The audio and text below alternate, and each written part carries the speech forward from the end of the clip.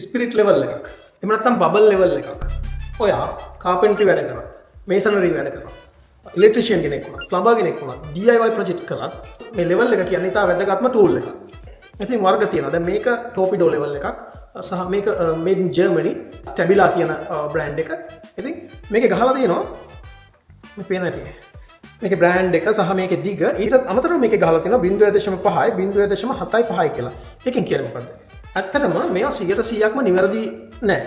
ඉතින් මේකෙදි කියනවා මෙන්න මේ විදිහට අපි චෙක් කරොත් මේ අතර චෙක් කරොත් මේකේ 0.5ක වෙනසක් වෙන්න පුළුවන් මීටරයකට. මේ විදිහට පාවිච්චි කරොත් 0.75ක් වෙනකම් වෙනස් වෙන්න පුළුවන් මේ බබල් වෑල්ව් එකේ යට අතර පාවිච්චි කරොත්.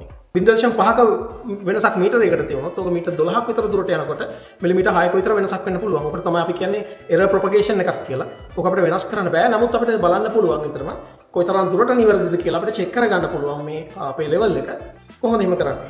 මේ වීඩියෝ එකෙන් මම ඔයාලට කියලා දෙන්නම් ඉක්මනටම මේකේ කැලිබ්‍රේෂන් එක. එහෙම නැත්නම් ලෙවල් එක චෙක් කරගන්න විදිය.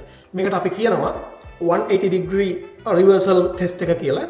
මේක හරිම ලේසි ක්‍රමයක්. මම මේ වෝල් එකේ ටේප් එකක් අලව ගත්තා.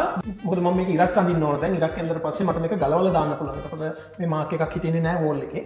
ඉතින් අපි මේ විදියට අපේ ලෙවල් එක තියලා ඊට අපි මේ වැල්ව් එකට බබල් එක ලෙවල් කරගන්නවා. මෙන්න මේ විදියට ලෙවල් කරගෙන බබල් එක තියෙන තැනින් මාක් එකක් දාගන්නවා හරියටම.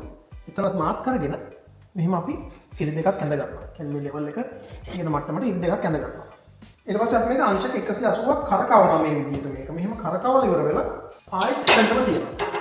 අපි කලින් මාක් කරගත්ත මාක් එක ළඟට බබල් එක ගේනවා මේ බබල් වෑල් එක ගෙනල්ලා අපි චෙක් කරලා බලනවා මේ ඇඳගත්ත ඉරි දෙකට තියලා ලෙවල් එක හරිද කියලා.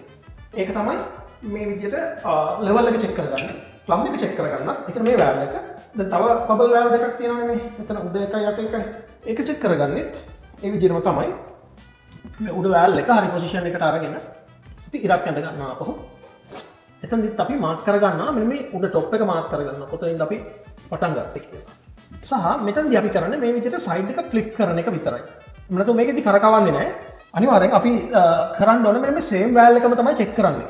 ඒක නිසා අපි ඒක කරකවල ඉවර වෙලා ආයෙත් මේ ඉරි දෙකට තියලා බලනවා අපේ බබල් එක තිබුණ පොසිෂන් එකේම තියෙනවද කියලා.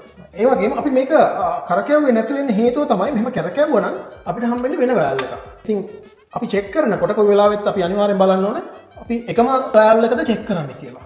අපි හිතන්නේ නැති වුණාට හැම ටූල් එකක්ම පරිස්සමට පාවිච්චි කරන්න ඕන. එතකොට තමයි අපිට මේකෙන් හරිම නිවැරදිම මෙෂර්මන්ට්ස් සහ නිවැරදිම ප්‍රතිඵල ගන්න පුළුවන්. Thank you very much මේ වගේ වීඩියෝ එකකින් හම්බෙන්න.